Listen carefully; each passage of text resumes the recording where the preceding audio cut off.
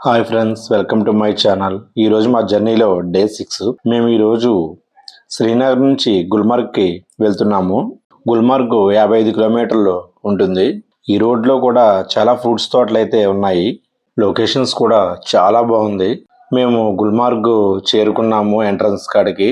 Return వెళ్ళేటప్పుడు Shankaracharya temple చూసుకుని railway స్టేషన్కి అయితే డ్రాప్ చేయాలని చెప్పాము. గుల్మార్గ్లో మనం చూడవలసినవి ఫేజ్ 1, ఫేజ్ 2. ఫేజ్ 1 కింద నుంచి 2.5 కిలోమీటర్స్ ఎత్తులో అయితే ఉంటుంది. 8600 అడుగుల ఎత్తు. ఫేజ్ 1 నుంచి ఫేజ్ 2 అయితే 3.5 కిలోమీటర్స్ ఎత్తులో ఉంటుంది. అది 10,500 అడుగుల ఎత్తు. మేము గుల్మార్గ్ చేరుకున్నాము. ఇక్కడే టిఫిన్ చేసేసి మనం పైకి బయలుదేరాలి. ఇక్కడి నుంచి 20 కిలోమీటర్స్ పైకి ఉంటుంది. ఇక్కడ మనకి స్నోలో వేసుకోవడానికి షూలు, స్వెటర్స్ రెంట్కి అయితే ఇస్తారు. షూ అయితే 100, స్వెటర్ అయితే 100కి మేము తీసుకున్నాము.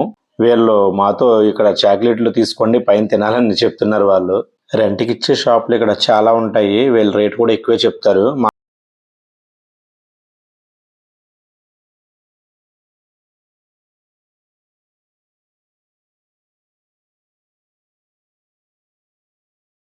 చేసిన తర్వాత పైకి వెళ్తున్నాము. ఇక్కడ నుంచి ఒక హాఫ్ అన్ అవర్ అయితే పడుతుంది. చుట్టూ లొకేషన్స్ చూస్తుంటే చాలా ఎక్సలెంట్గా ఉంది. చాలా అంటే చాలా కూడా.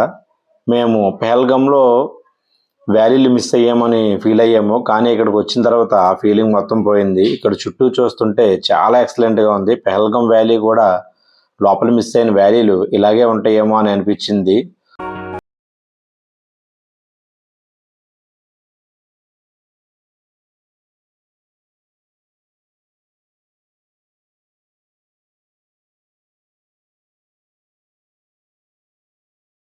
మేము పైకి చేరుకున్నాము. ఇక్కడ కూడా మనకి స్వెటర్లు, షూస్ కూడా రెంట్కి ఇస్తున్నారు. కింద అయితే బార్గెన్ చేసుకోవచ్చు, పైన అయితే బార్గెన్ చేసుకోవడానికి కుదరదు, ఎందుకంటే మనకి కన్ఫామ్గా కావాలి కాబట్టి. ఇక్కడ నుంచి మనకి 1 కిలోమీటర్ అయితే మనం ఆటోలో కానీ నడిచి కానీ వెళ్ళొచ్చు. మనకి ఇక్కడ ఫేజ్ 1, ఫేజ్ 2కి వెళ్ళడానికి టికెట్స్ అయితే మనం ఆన్లైన్లో బుక్ చేసుకోవడం బెటర్.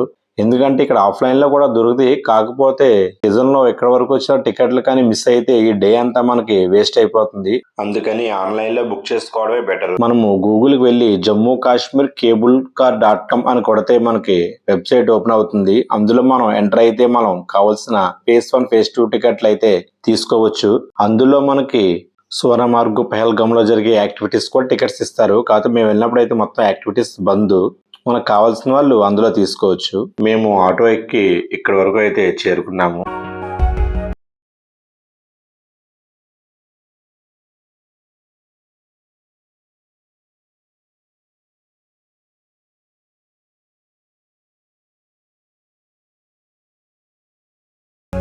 మేము ఫేజ్ 1 లొకేషన్కి వచ్చాము. ఇక్కడ చెకింగ్ పాయింట్ ఉంది.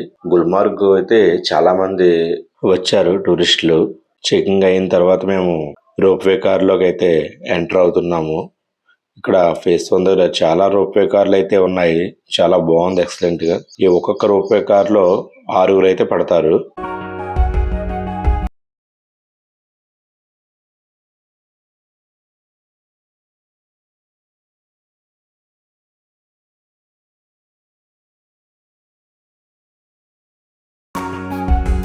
మేము ఫేజ్ 1కి చేరుకున్నాము.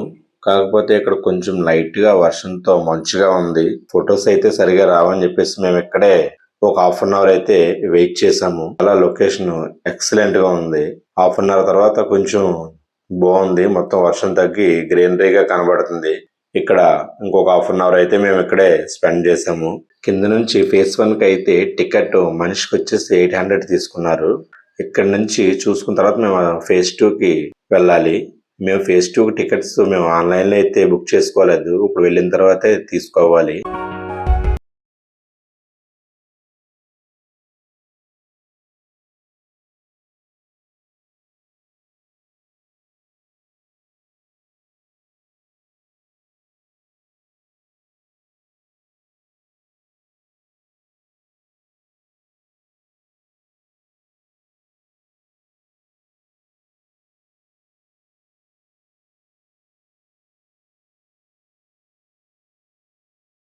కేబుల్ కార్లో చేరుకున్నాము.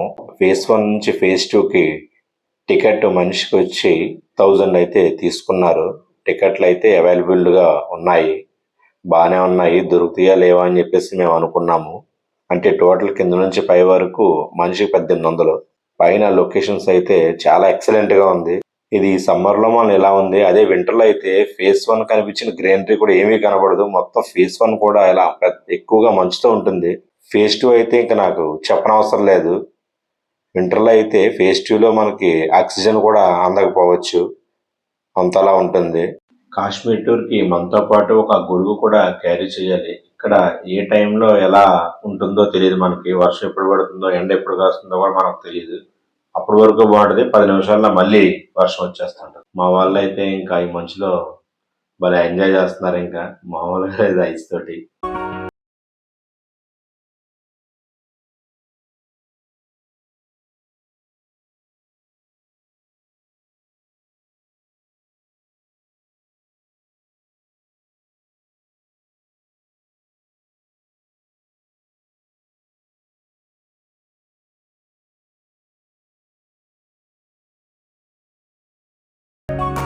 నార్మల్ టైమ్స్‌లో అయితే ఈ ప్లేసెస్‌లో అన్నీ కూడా చాలా రకాల యాక్టివిటీస్ ఉంటాయి. సోన్మార్గ్ గానీ, పెహల్గామ్ గానీ, గుల్మార్గ్ కానీ చాలా యాక్టివిటీస్ ఉంటాయి. కానీ ఇప్పుడైతే యాక్టివిటీస్ ఏమీ లేవు.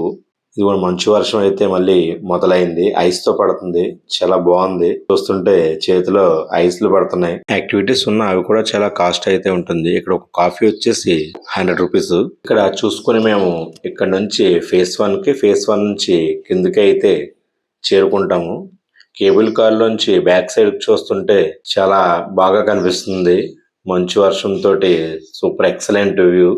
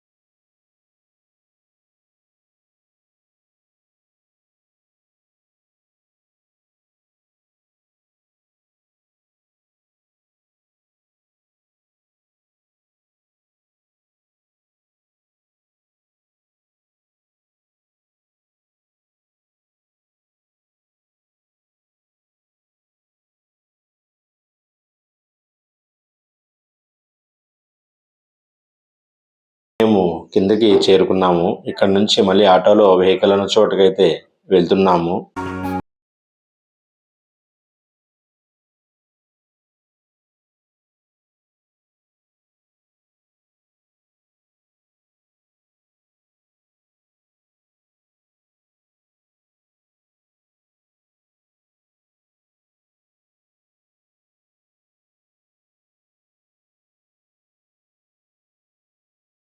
కిందకి చేరుకున్న తర్వాత భోజనం అంతరం మేము శంకరాచార్య టెంపుల్కి అయితే బయలుదేరుతాము.